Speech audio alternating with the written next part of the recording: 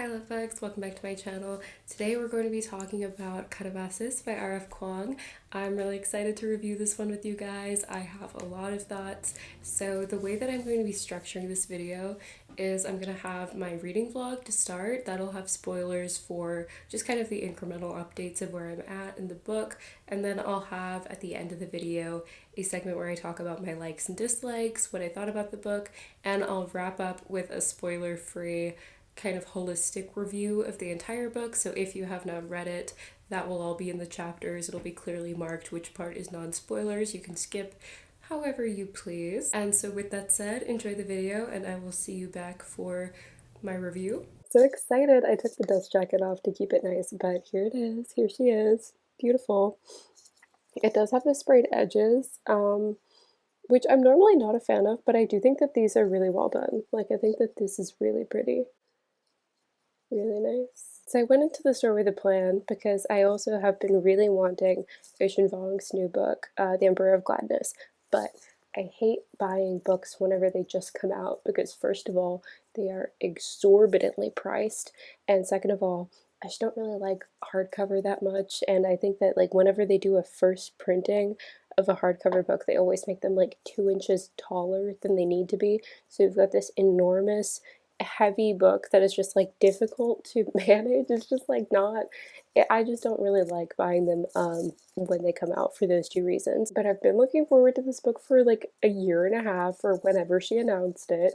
So I knew that I was just gonna pay it, okay? I was just gonna pay it. Oh, so I was saying, I went into the bookstore with a plan. I was gonna buy Katabasis and I was gonna buy I Who Have Never Known Men by Jacqueline Harpman because my friend recommended this book to me and said that she thought I would like it. She said it was really, really great, and we have pretty similar tastes, so I knew that I wanted to get this one as well. It's just a little book, but I am excited about it, so I will keep you updated on that later on. And yeah, so that was, I went in with a plan. These are the two books that I bought. This is the haul, and I don't even want to tell you. I actually really do want to tell you, but it's embarrassing how much I paid for this. I want you to take a guess how much it cost me to get these two books. How many hard-earned American dollars? 55. And look, I can do math, okay? So I knew that this one, $35 even, and this one, $16.95. Plus a little bit of tax, it's gonna run you about 55. I can do that math conceptually, but when I was standing there at the checkout and the cashier said it's gonna be $55. Katabasis has been getting some pretty mixed reviews. I would say the early reviews have been mixed for a little while now, ever since the ARCs went out. I was not popular and cool enough to get an ARC copy. Maybe one day, if you hit subscribe, I'll be on the promo list. But I remain optimistic. I remain interested and hopeful. So yeah, I have only read the first chapter so far, but I liked it a lot. I actually really did like it. I have some parts in it that I want to talk about.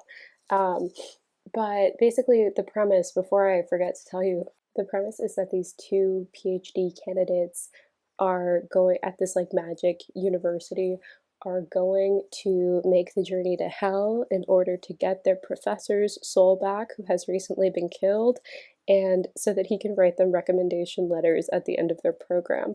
I think it's a very fun premise, very like funny. I know that she has talked about the influence of, and this is all like very obvious in the first chapter too, like obviously Dante's Inferno, and also like Orpheus and Eurydice. But when I first heard the premise, what I thought of was not Orpheus and Eurydice, but Aristophanes' Frogs. So if you're not familiar with that, Aristophanes' Frogs is, Aristophanes is a comedy writer, a Greek comedian, and he wrote this play called Frogs, explaining the concept of a play. He wrote this play called Frogs, in which Dionysus goes to the underworld in order to retrieve the soul of, I almost said Eurydice.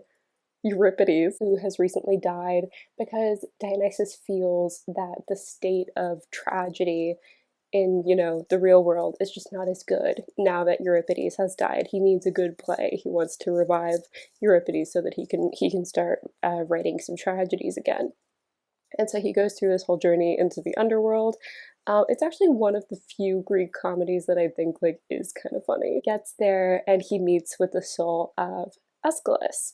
And Aeschylus is like, well, I'm actually the better tragedian because Euripides low-key sucks. And so Dionysus is like, all right, let me hear you out. I'm going to have you guys kind of do this like competition. I want to say like dance off, but like poem off in order to tell me who is the best tragedian. So Aeschylus recites some of his lines from his plays, and Euripides recites some of his lines from his plays, and they go back and forth and they comment on each other, talk about why the other person is bad. And then at the end of the competition, Dionysus is like, you know what? Aeschylus is better, so I'm gonna take his soul back. And Euripides remains stuck in the underworld. So that's what I originally, like, whenever I heard the concept of this book, I was like, I mean, I see Orpheus and Eurydice, but the way that this is kind of a comedic premise, like the way that it seems kind of arbitrary, like you go down for a recommendation letter, it seems kind of funny. Such a small, I mean, I get it. I'm also a master's student, so I get it. A small reason to go into hell. But the comedic aspect of that makes me think more of frogs than of the tragic aspect of like Orpheus and Eurydice, or even Dante's Inferno, which is not a tragedy, but is a very like highbrow serious. So I'm wondering if there will be any of that influence in here. I think it would be really funny if like at the end of the book they find their professor, but then there's a better professor with him, and then they're like, you know what? I haven't seen her talk about frogs at all, so I don't know if there is any extent to which frogs was an inspiration to this book. But I kind of hope there was. Like, I think that it's such a funny premise. I think that it could really work here. So chapter 1 is all that I've read so far. I liked it so far. What I like about it is that it really starts you off in the middle of the action. So like you get the premise immediately. We start the book and already the main character Alice is like, okay, my professor's dead. I'm going to hell to get a recommendation letter. Like that's where we start. There's no long-winded build up to get there, because sometimes I feel like recently I've read a lot of books where like it takes 40% of the books just to get to the part that's in the blurb on the back. And it's like, I feel like I've read spoilers before the book just by reading the premise because you didn't even get there until like 150 pages in. So I like that this book starts us off really in medias res, like we're getting straight into it. As it's just the main character talking about the different accounts of like Journey to the Underworld that have been guiding her in her own journey to the underworld. And it's like in this universe, seems that these are to be taken as like legitimate and accurate accounts of people going to the underworld. Dante's account was so distracted with spiteful pot shoots that the reportage got lost within. T.S. Eliot had supplied some of the more recent and detailed landscape descriptions on record, but the wasteland was so self-referential that its status as a sojourner's account was under serious dispute. Orpheus's notes, already in archaic Greek, were largely in shreds, like the rest of him, and Aeneas, well, that was all Roman propaganda. I like that. I like that it establishes for us that like these are all legitimate accounts of the underworld in this world. I really like Orpheus's notes were largely in shreds like the rest of him. That's a part of the Orpheus and Eurydice myth that didn't make it into the musical. And then this is from page 8. Had not Achilles chosen to die in battle? And I think that's really interesting to bring up because in the Odyssey, we learn that Achilles regrets this, like, that he wishes that he were still alive and that he hadn't done that. So I'm wondering if that will also be something that comes back up in the rest of the book. So yeah, I mean, I liked the first chapter. I know it's not a whole lot to go off of so far, but I liked the first chapter, and I'm excited for the rest of the book. Yeah, I'm ignoring the reviews for now, just forming my own opinion, and so far so good. I've been enjoying it, and I'm really excited. I'm really excited to read the rest of it. So All right, I'm about like 75 pages in, and so far still really liking it. I've been seeing a lot of people on TikTok talking about how like it's written like a textbook and it's just really dense. I don't know what kind of textbooks y'all are reading, but I have not been feeling that at all. I feel like it's reading like pretty straight like literary fiction. So that's just my take on that. I think the references are well done. Definitely like there's a lot of references, but they're introduced clearly and not in such a way that like if you've never read the content she's referencing, you won't understand the meaning of it. Like it's very much presented clearly, and the point of bringing it up is also presented clearly.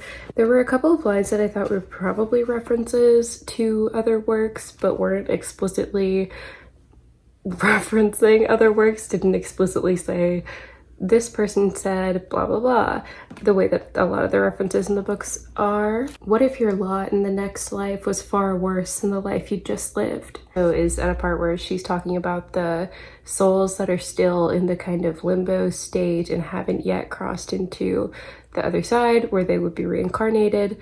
So she's talking about like the decision of the spirits of the shades to stay put and not cross into the next life just yet. That to me was really evocative of the Hamlet to be or not to be soliloquy, which again is like the most famous part of Hamlet. So I think people would pick up on it, but if you didn't pick up on it, I don't think it really affects your enjoyment of the line because it's also a literal thing that's relevant to the plot.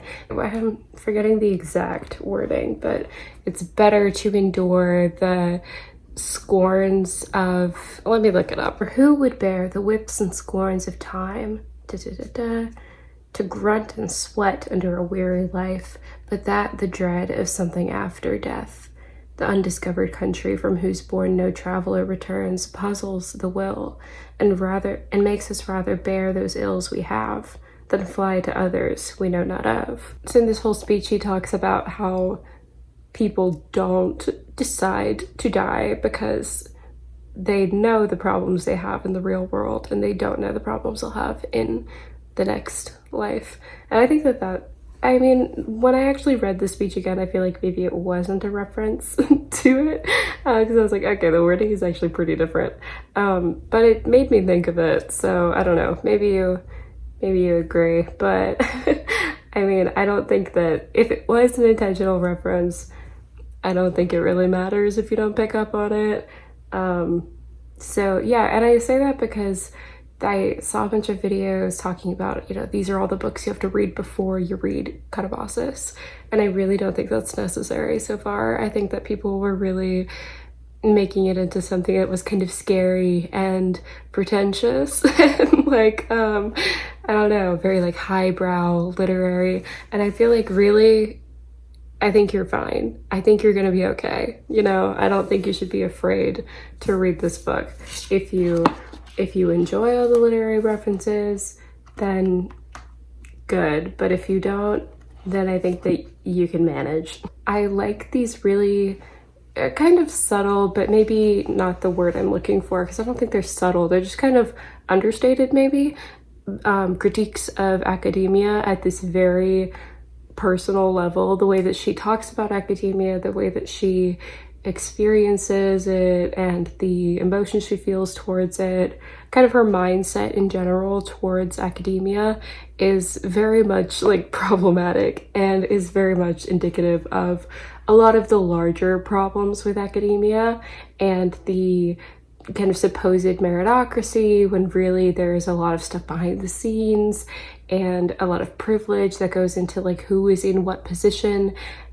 So I think that the book is doing a good job of critiquing that without being so overt about it. That was an issue that I had with Babel, was that it felt like the book wasn't letting us come to the conclusion that it was positing. It felt like it was spelling things out and it wasn't trusting that the audience would get there, because the R.F. Kuang is like, she is able to develop a theme. She is able to put down everything that you need in order to get to the place that she wants you to be at. And I think this book is doing a better job of just kind of trusting that the reader will pick up on it. So that's my update. I'm about to start chapter 5. This is where we are. And yeah, so far so good. So far I'm really liking it. Update time. Okay, I am at chapter 13. I'm about to start chapter 13, and I'm still really enjoying it. I'm really liking as we're like discovering more about the characters, about Alice's past, and especially her relationship with the professor and her relationship with Peter. I think the more we learn about the professor, the more I'm like, maybe he deserves to stay in hell for a little while longer. Alice is very uncritical of her, like her own self, her own narration, and I think that's really interesting because she is such an intelligent character. She just doesn't see it with herself. I think something that's really interesting, I think, is the way that she idolizes the professor, Professor Grimes, because every time, so they're currently where we are in the story, they're going through the first few layers of hell, and she keeps having this thought that the professor won't be there because he's above these petty crimes, which is also a bad thing because it means she thinks she's committed more severe crimes, but that these lesser sins are below him, that he's just so much more than them. And I think that's really interesting because everything that we learn about him, I'm like, he definitely did commit these petty sins. He definitely is prideful and has desires. Pride is a library in this book, and I think that's so cool because, first of all, because of its like implications for sins of academia, but also because I wrote about imperialism in libraries and archives whenever I, like a year ago, as an aspect of imperialism in academia, and so it's very validating to see that like perfectly reflected in this book, because I mean, imperialism has a lot of sins, but one of them is definitely pride. Professor Grimes has given Alice a magical tattoo, which gives her certain abilities, and well, I guess since this is a spoiler section, I'll just say which makes her unable to forget things. And I think that's really interesting for plot wise. I think it's interesting because of the way that it affects her understanding of reality, of like how much of human interaction is forgetting. I think it can also work well allegorically for other kinds of abuses that professors have historically been known to enact on especially female students. Um, so I think that that's really strong, and I think that that's really compelling. And so yeah, that's where I am so far. Still enjoying it, still liking it. I think that's all I had to say. But yeah, I'll be back. Hi again. So we've actually seen a couple of the different courts now, and so we had Pride as the library and Desire was the student center. And I think that's funny. I just kind of didn't think that it didn't grip me as much as Pride did. I feel like Pride being the library, okay, I don't actually know if I described it, but Pride is this library, and in order to get out, you have to be able to like give a report about what it means to be good, I think is how the question was phrased. And so my kind of take on it, my understanding of it is that like because it's Pride, everybody comes in thinking that they know the answer, and then they don't get through because they aren't able to deliver that answer because it's wrong or whatever. And then there kind of takes them down a point in Pride because you have to search for the answer in the library. You have to look to other people to see what the answer could be. And I think that it's telling of your pride, like who you decide to ask, what resource you decide to look towards. If you only look to certain people to answer this question, then that's also telling of your own pride. Like if you only look to Aristotle, if you only look to Plato, then that's also kind of, it has a certain charge to it. I assume that the way to get out of pride is to admit that you don't know the answer, and then that is like the final step in deconstructing your pride, which I think is really clever and I think is really creative. But the Circle of Desire was the student center, and so it had all these rooms of people like indulging in their desires in whatever form that takes. And I mean, I like that, and I get it, as desire is like the way that you leave desire, the way that you overcome your desire is that you just stop. And like Alice has a bit of the narration where she says like, I don't understand why they can't just stop. And I think that it's like good, but I just don't think it has the same kind of creativeness as Pride. I don't know, I really liked Pride. I thought that was a really interesting take, and I just didn't get the same feeling from Desire. We met this new character called Elspeth, and I think that she's really interesting addition to the story because she is kind of a foil for Alice in a lot of ways. Her story is that she was one of Dr. Grimes' students before them, and she ended her life after the immense pressure, and now she's realized that being in hell sucks and she wants to get out, so she is trying to get back into the real world, the living world, along with this other family of magicians called the Kirpkes. They are a family of magicians, a husband and a wife, who said that they were going to do this experiment where they go to hell and come back as like a magic trick in like a Houdini kind of way. And they took their son with them, so the whole family is in hell and is also searching for a way out. I think that especially Elspeth is interesting because it challenges a lot of Alice's views already. She represents a lot of what Alice finds so distasteful in academia, and especially women in academia.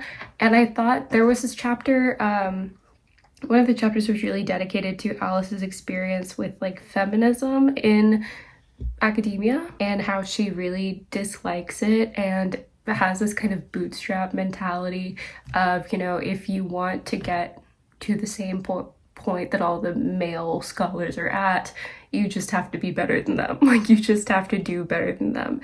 And she takes this to a lot of extremes and really looks down upon the other women who are maybe a little bit more aware, or not aware, but a little bit more, they reflect a little more about the like structural, institutional treatment of women in academia, especially because this book takes place in the 80s. It's a very kind of new thing that the women are even allowed into these universities. And so obviously the mentality that Alice has, where she's very anti-feminist, she's very hard on other women, she really looks down upon the other women in her department and in academia in general.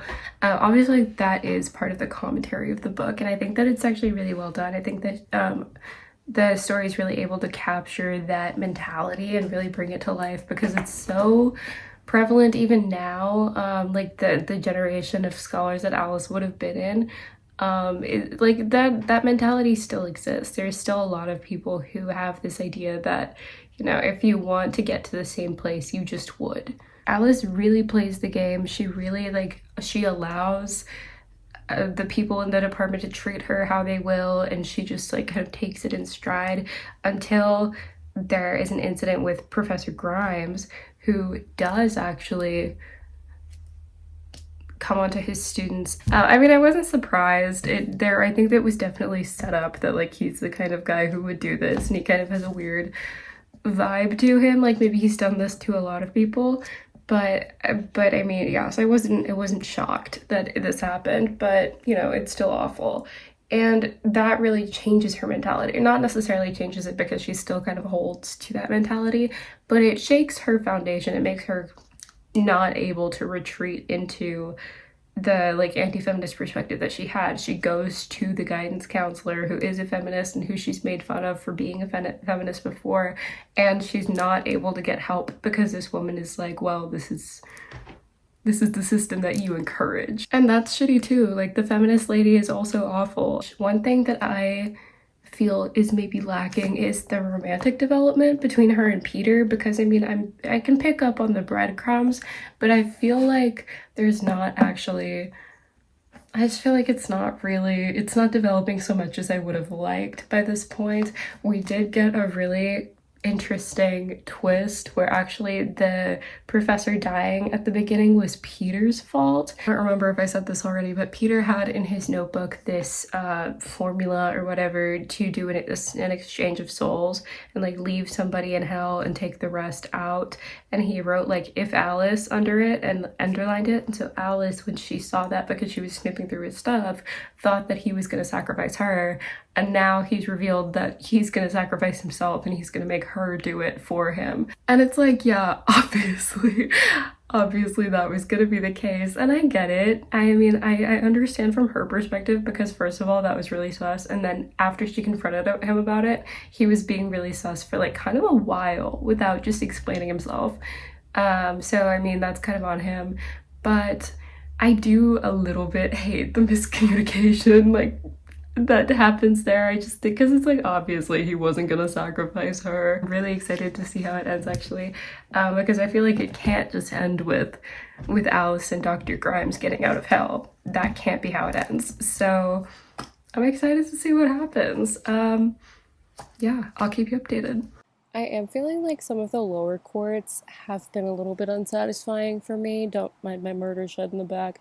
Um, because I feel like the first two, we got a lot of imagery, they had a really strong sense of atmosphere, but we move really quickly through, especially violence, cruelty, and tyranny, and just like kind of don't really stop to get a sense of the atmosphere, and like the imagery is there, but I just wish it was a little bit more, if that makes sense. I feel like it's also difficult to get a sense of scale because there isn't a whole lot of interaction or even really description of the actual shades, like the actual ghosts that are in the each level. And I am feeling it's a little bit short in that regard, where it's just like it's just not quite as in depth, as vivid as I would like it to be. We've made it to the final ring circle level of hell, which is the city of Dis. So here everybody has to give a dissertation about why their soul should be allowed to pass, and they just kind of like drop it down and wait to see if they pass or fail. They're not sure, and a couple of them have theories that they spit out about who is actually reading them, what it takes to pass, why people are not passing. And I think that I find this interesting so far. I'm liking it. We've met this other shade who is helping Alice through, and I have a feeling that it's Peter. That's my wild theory. I feel like it could be Peter.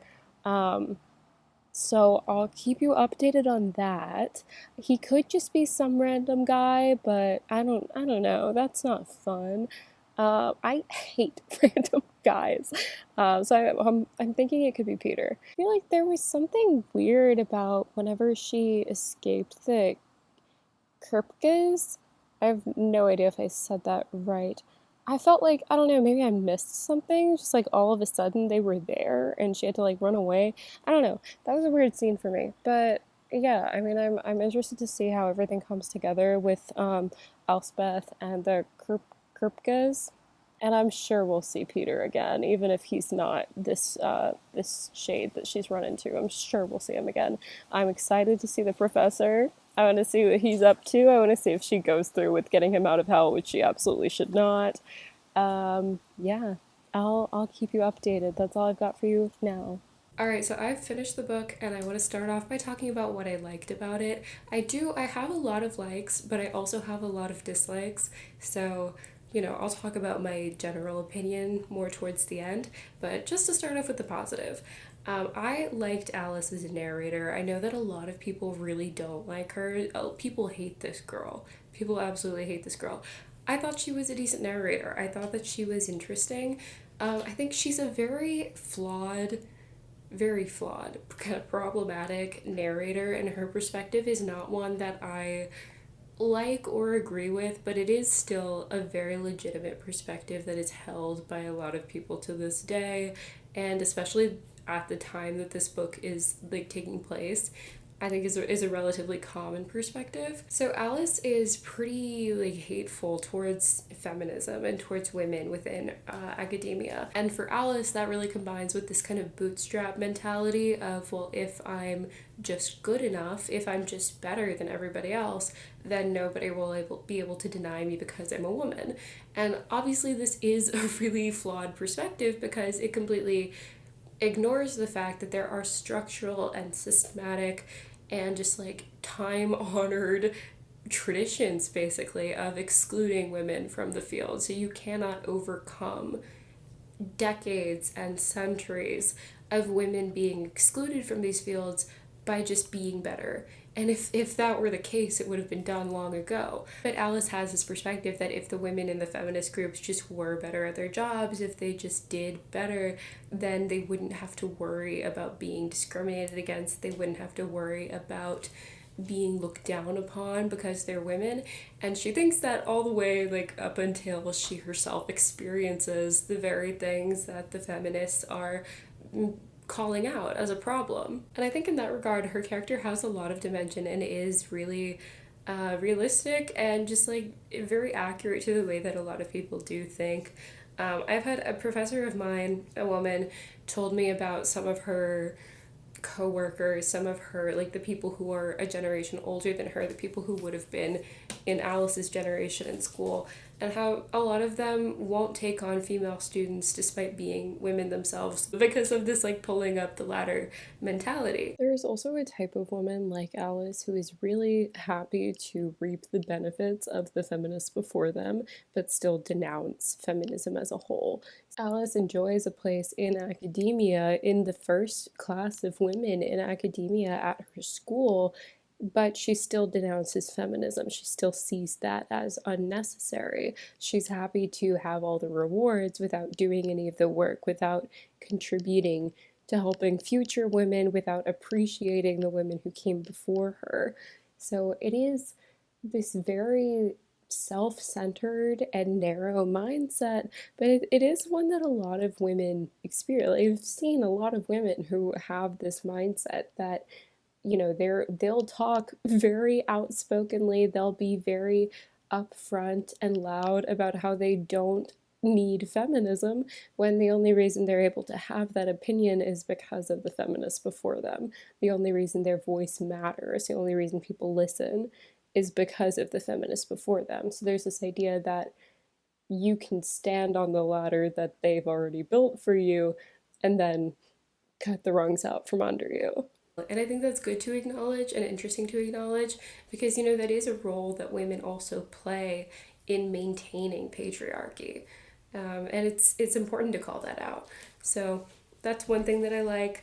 I thought this book did a good job of marrying the like narrative voice in Yellowface as a very strong narrator and the like historical fantasy of Babel. I feel like this book, the just like character voice came across a lot stronger than it did in some of her other works. I thought that the integration of math and logic and philosophy, all of that was really well done. I know there is a popular criticism going around that this book is written like a textbook, and I think that that's absolutely inaccurate. It's bizarre to me that anyone's ever said that, to be quite frank. But yeah, I mean, I think that it's done very well. It's absolutely not necessary that you do one of those reading lists where you know, read the Odyssey and the Aeneid and Dante's Inferno before reading these books. Absolutely not necessary. Every reference is, I mean, first of all, a lot of the references I think are things that you might already know. But also any reference that is plot relevant, and even some of the stuff that isn't plot relevant, is explained very simply. Everything you need to know about it is made very clear, and at times maybe even over explained. I found it to be very comprehensible and very easy to read. I am obviously not a mathematician, but everything that was in it I thought was explained in a way that even, you know, even I can understand it. Yeah, I mean, I thought that it was very accessible. So if I worry that people will be discouraged from reading this book because they've seen so many videos about, like, you know, here are the 10 books you need to read so that you can understand Katabasis. Absolutely not true. I also personally, I really enjoyed the etymology aspect of Babel. There would be these kind of long segments where the like commonalities between languages would be explained. So like a word in both languages would be shown how it has evolved from the same root word. I thought that was really interesting. And so if you also thought that it was interesting, I think that's comparable to the way that paradox specifically is treated in this book, which I thought it was fun because, you know, it's not something that I don't do a whole lot with paradoxes in my life. I'm not a philosopher. I've heard of a lot of the common ones, you know, Achilles and the tortoise, is a pretty popular one, but I've still felt like it was done in a way that if you have no knowledge of it beforehand, it will still be very comprehensible and interesting. And I think that that is a really creative way to do the magic system. So I thought I appreciated that about the book. I think that that's cool. I think that R.F. Kuang's magic systems are pretty cool in general, and that she is very creative with them. And so that's another aspect of the book that I liked. I also really liked the plot twist that Peter was the one who was responsible for their professor dying, Dr. Grimes. I wasn't expecting that because it seemed very unambiguous in the beginning that it was Alice's fault, our main character. And so that was a fun twist. I thought it was interesting to see his side of the story, how his research was stolen by Dr. Grimes, and he was, and that's why he kind of unintentionally, but also like not unintentionally, fucked up the paradox, fucked up the pentagram so that Dr. Grimes exploded. I thought that was interesting. I thought that was an interesting twist on it. So getting into some critiques, some things that I disliked. First of all, this book is marketed as Dante's Inferno meets Piranesi, both of which are books that I really love. I just didn't feel like that was the most accurate description.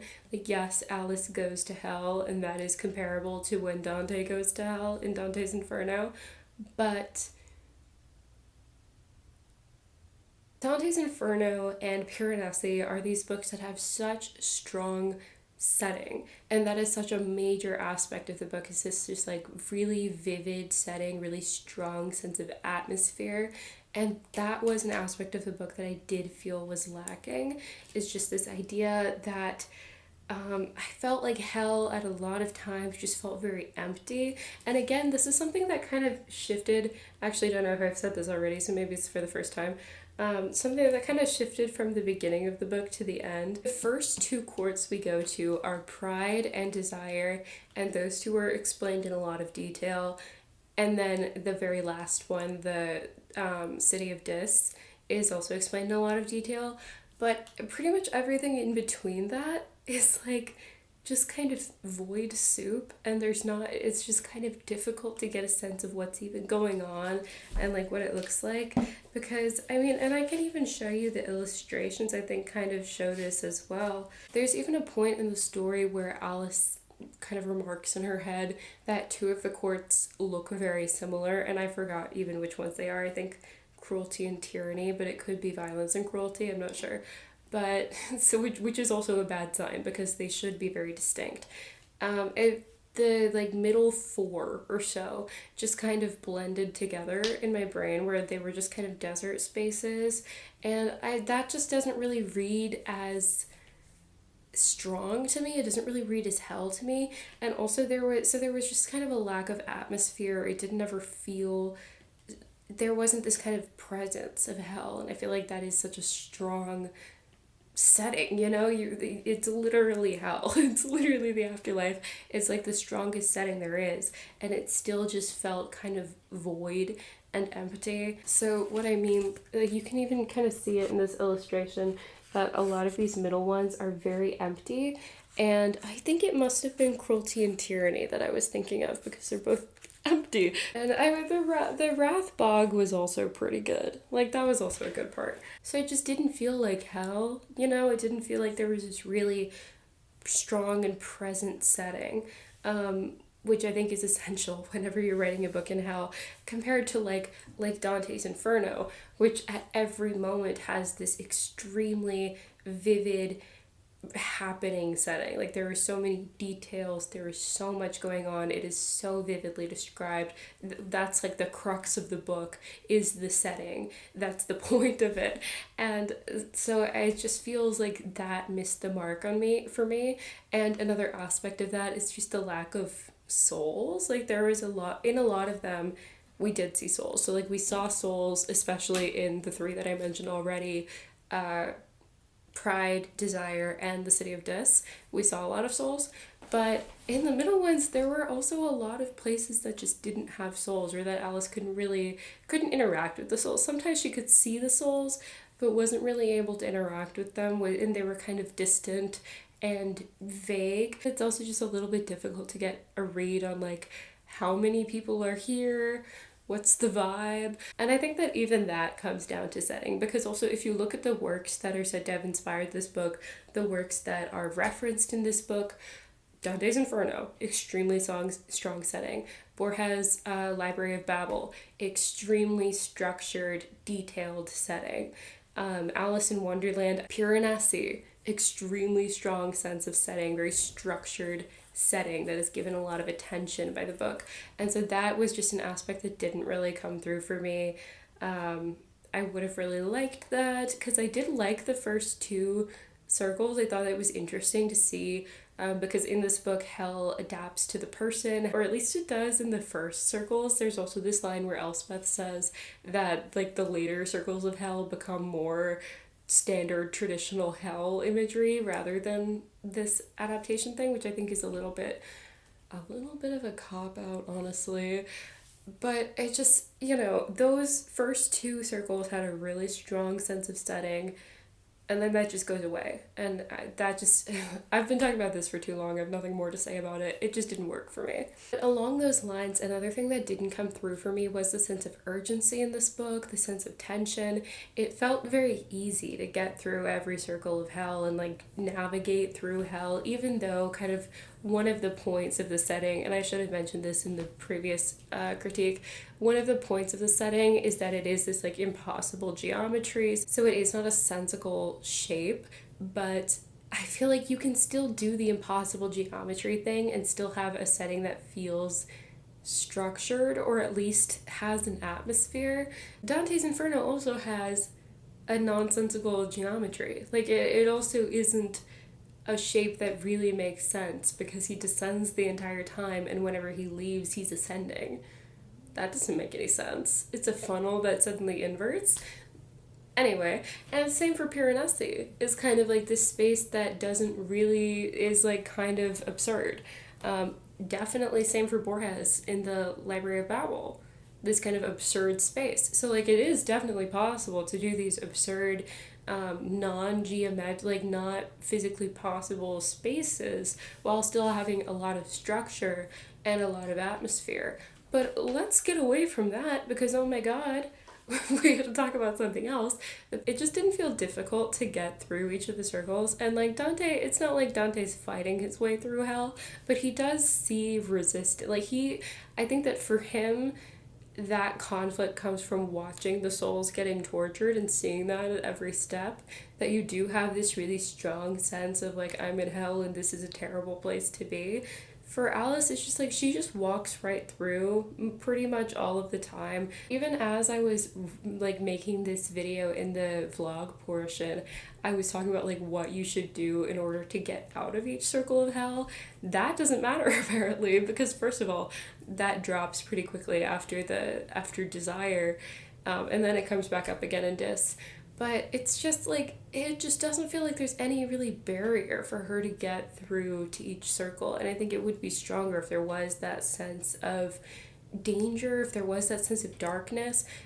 Because again, like Dante has it in the souls who are experiencing it and cannot leave, even though he himself moves pretty easily. But Alice, like, we don't see the souls getting tortured in the same amount of depth that we certainly do in Dante. We don't see, for a couple of the middle circles, it's just kind of this vague idea that there are souls here. A lot of them are desert in the middle. So it just feels very easy for her to get across, and I just feel like it would be so much stronger if there was a little bit more of a resistance. I feel like it would have been really cool if she had to overcome each one of these courts in order to get to the next ones. Like she has to get through pride, she has to get through desire, because something interesting about it that was focused on in the first two that is kind of drops off after that is that she reflects on whether or not Professor Grimes would be there, and it's very clear that he does suffer from these things. Like he is prideful and he does have desire that he acts upon in ways that he shouldn't. Like he should be in both of those circles, and honestly Alice should too. and Peter. It seems like everybody in the world like could go through all of these circles. And so I think it would have been interesting to see her have to go through the circles herself. And I think that would have been really good for the characterization because it would have forced her to have like a really like a reckoning with herself and recognize where she's wrong in a lot of aspects. It would have made us confront the like flaws of in her as a narrator more straightforwardly and more head on. So I think that would have been interesting, and it's fine that that didn't happen, but I just think it would have been cool. Anyway, I'll move on to the next one. So I guess it's something that I've kind of been alluding to with those past ones is just that the pacing didn't really work for me. I think that the pacing, again, the first like half of the book I thought was very strong, but it started to really drag by the time we got to the lesser defined circles, which are actually, you know, the higher circles, the more intense ones. I did feel like it started to drag a little bit towards like maybe like 60 to 80% of the book. I was like, okay, this chunk is a little bit we're moving pretty slow. And that feels wrong because we're in hell and there is a definite urgency. We do need to find the professor. We do need to leave hell because first of all, you know, you are still a human body. You'll die of hunger if you don't get out of hell. Um, and second of all, like we find out a bit into the book that when a soul dies in hell, they're gone. They're just erased from existence. They don't exist anymore. So that should add like a really strong sense of urgency of, you know, we have to move fast. We have to get through the circle's veil, and it just doesn't really feel like that a lot of the time. It feels but also kind of a counterpoint to my own critique. I did like the non-linear kind of sense of it where they would reminisce on things that had happened. They would tell you about events from the past and as they were reflecting on it. I thought that that was interesting and I liked that structure. I like a non-linear structure in general. So that's not the issue that I had with the pacing because I liked that aspect. I think the issue with the pacing is maybe more so an issue of stakes and urgency and like feeling like the stakes, even though they were established, were not being like acted towards in a manner that reflected the severity of the stakes. So getting towards the ending. So if you want to avoid spoilers, definitely skip this part. The ending I didn't like. I thought the ending was a little bit disappointing. Just because it felt so easy. And like that going into the fact of like stakes and the fact of getting through hell itself felt very easy. Is that like it just feels like everything she needs to succeed is literally handed to her, and the deal is so easily made, and it didn't feel earned by that point because I hadn't really seen that much development in Alice's character. I felt like she didn't have, aside from realizing that Peter is in love with her, there wasn't like a major change in her perspective or a major like character arc that was fulfilled. Even though it definitely claims that there is that she's had this sudden revelation, but that seems really primarily to derive from the fact of realizing that Peter is in love with her, and that Peter is dead at this point, and so she feels bad. But I thought that her getting Peter's soul back from Lord Yama didn't really make sense, honestly, because Peter died in hell, so his soul doesn't exist anymore. And I understand that Lord Yama is a god, and so maybe he's able to defy reality in that way. But it just seems like that was such an easy out, where it's like the stakes of dying in hell, meaning that your soul doesn't exist anymore, weren't ever even real stakes because that is counteracted in the last like 5 pages of the book. We learned that it's actually fine. Like that actually didn't matter. So that was just kind of that was a little bit frustrating for me, I'll be honest. I also felt like the way that she dealt with Grimes, I don't know. It didn't feel as satisfying as I would have expected. And I don't know, it wasn't that satisfying of an ending for me, and I think that a large part of that is because of my next criticism, which is that I just didn't really feel the romance. I just didn't really feel it. It didn't it just didn't work for me. Honestly, it just never really came through. And I mean, like, I get that they loved each other, but it was just kind of like, I don't see that you love each other, you know?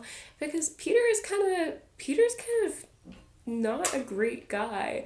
It's it's astounding to me that he saw Alice get assaulted by Dr. Grimes, and like neither of them wanted to bring that up when she admitted that it was assault in hell, and he wasn't like, sorry, I didn't do anything about it.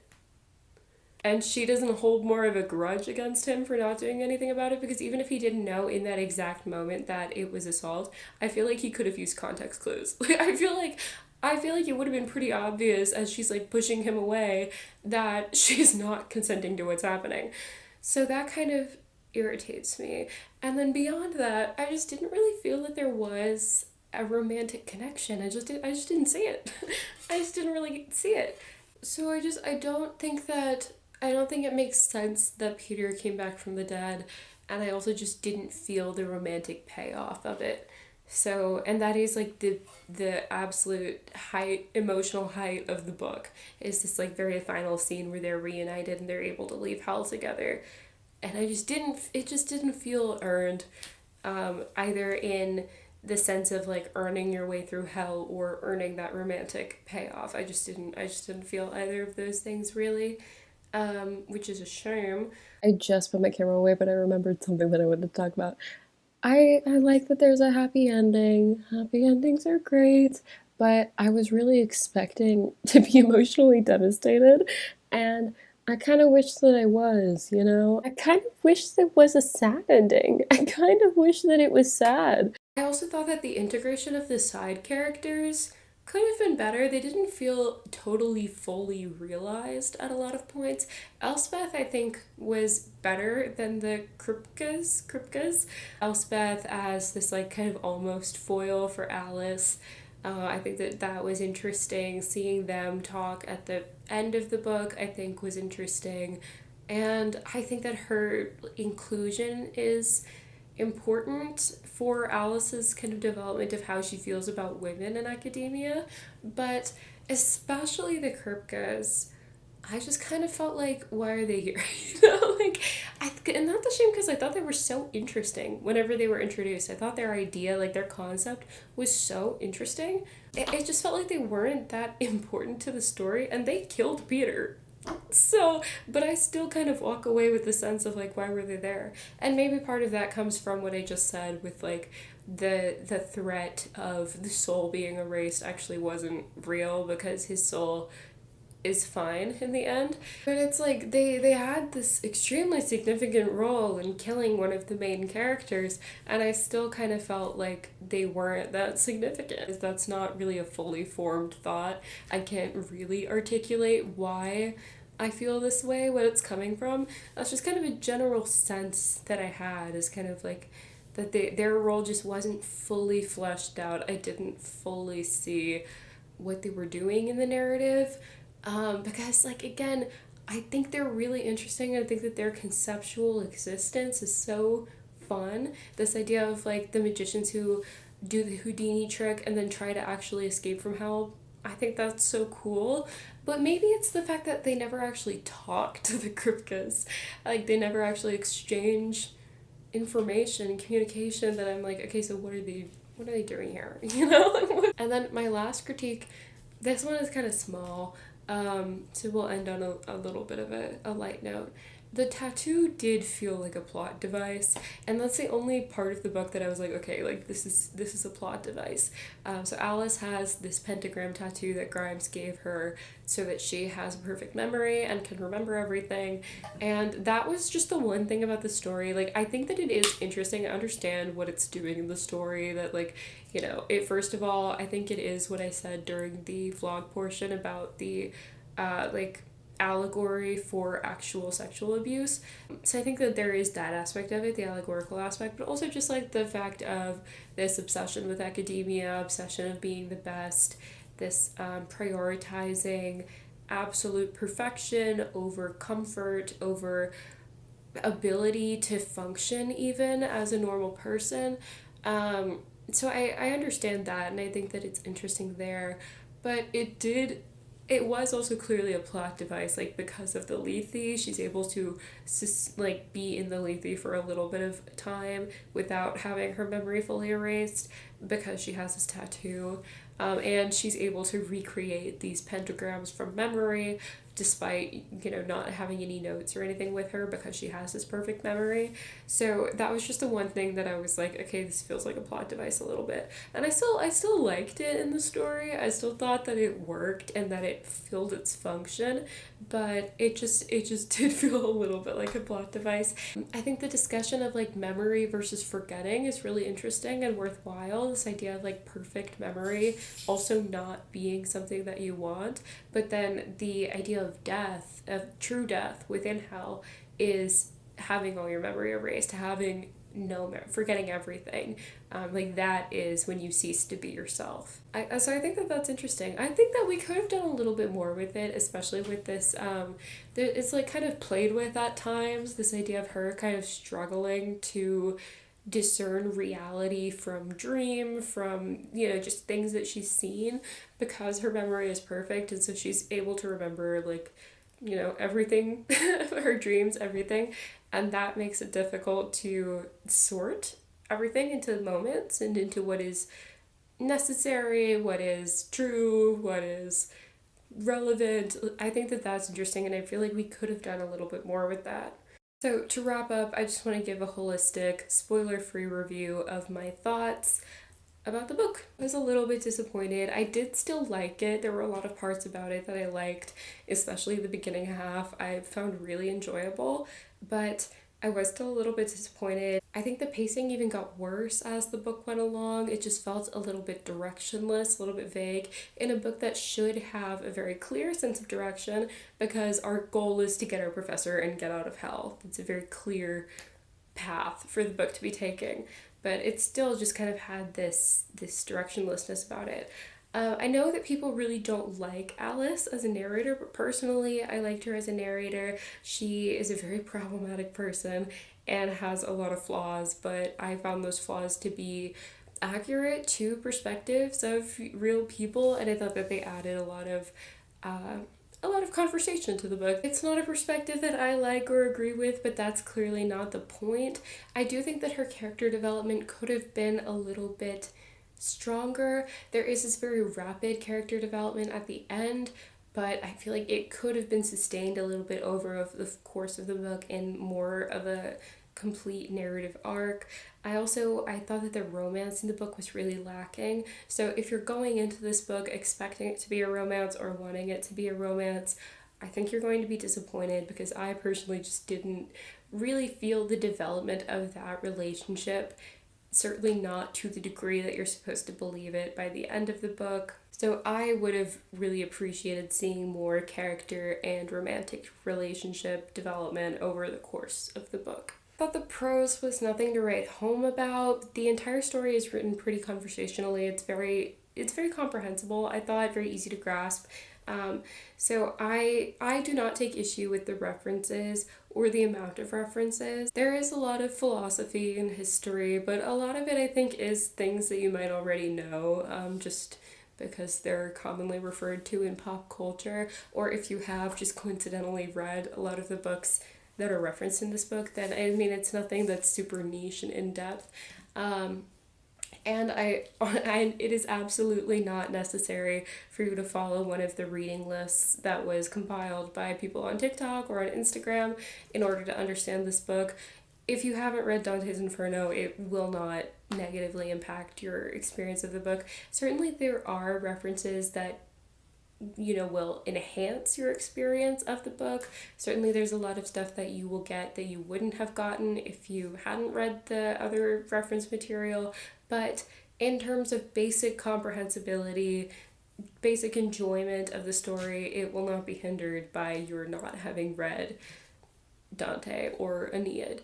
But you are definitely going to be able to comprehend the story, even if you haven't read everything that's being referenced. And so I don't want anyone to be discouraged in thinking that they're not smart enough for this book or not well read enough for this book, because that's absolutely not the case. And if you think you would be interested in it, you should absolutely give it a chance. You are absolutely smart enough to read this, I promise you. Ultimately, I did not love this portrayal of hell. I felt it lacked atmosphere and structure, especially in the later to mid circles of hell. But I did think that the world building and the magic system specifically were interesting. The magic system in this book is relies on paradoxes, and I think that's a really creative idea, and it lent itself well to a myriad of possibilities. I thought that it was very cool. I think that paradoxes are cool in general, just logical paradoxes, so I think that it was interesting to read about a couple of those. Not to shock everybody, but I did initially give this book 4 out of 5 stars. I think that I was a little bit blinded by my excitement for this book and by how much I liked the beginning half, so I'm probably gonna lower that to like 3.5, 3.75-ish. But I do think that it's an enjoyable book. I think that if it sounds like something you'll be interested in, then you should read it. It's worthwhile.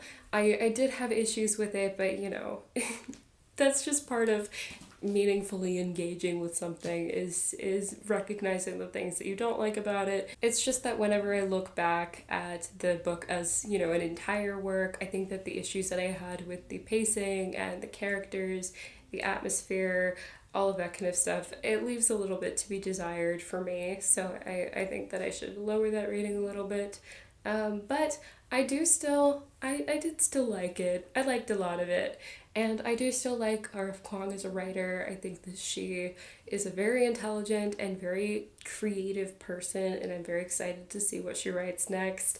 So this book didn't hit quite the way I wanted it to, but I mean, I think there's still a lot to enjoy, and I would be very interested to hear what you guys have to say about it. If any of you have read it, if you were planning to read it, I would love to know if you loved it, hated it, agree with me, disagree with me, anything like that. So yeah, you can find my links down below if you'd like to follow along as I read more books. I'm on Fable now instead of Goodreads, so we can be friends on there. Yeah, I think that's all I have to say to you guys today. Thank you so much for watching. I'm so glad to have you here, and I will see you in the next one. Goodbye.